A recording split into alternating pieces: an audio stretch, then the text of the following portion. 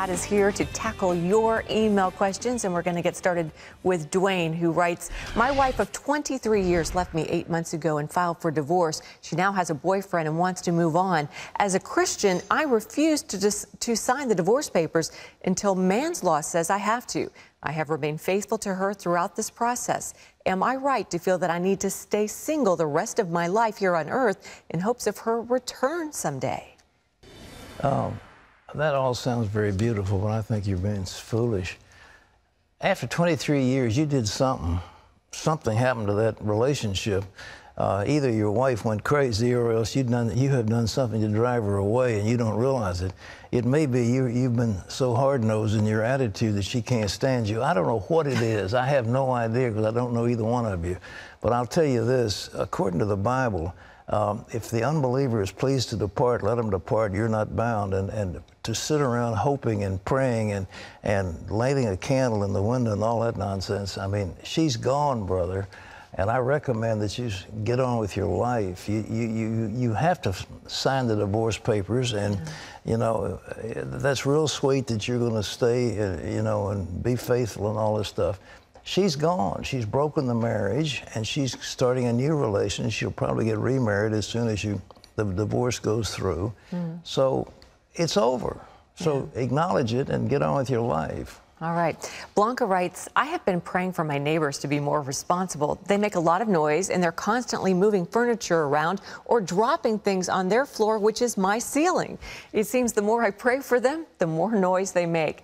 I did complain to the office, but the manager is his friend. What should I do? I'm praying someone will buy my condo so I can move. My advice is move now. I mean, you know, what are you going to do? They move furniture around, and they happen to, you're in a noisy building, and that stuff comes through, so it's annoying. So if it's annoying, move.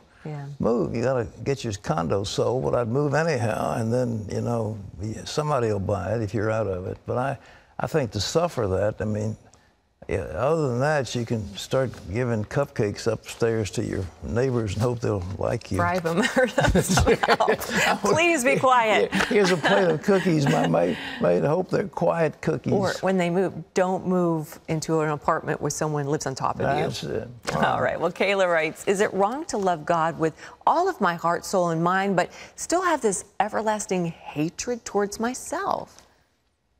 I remember talking to one of the famous singers, and the thing that she said is, I had to forgive my enemies and I had to forgive me.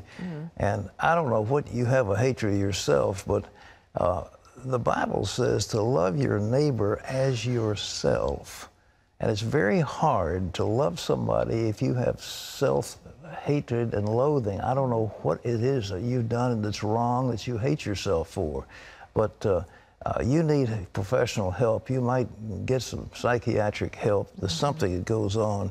But you obviously can't love God and hate yourself. It just doesn't work that way. You can't love God and hate your enemy. You can't love God and hate anybody else. There's just the love and hate don't go together. All right. Yeah, there's something deeper there. Okay. All right. Gail writes, my friend and I were discussing the end times recently, and recently she made the comment that Jesus could not return yet because the Jewish temple had not been rebuilt. However, I recall hearing someone say that the temple had already been rebuilt and that the only prophecy that had not yet come to pass was the prophecy in Revelation.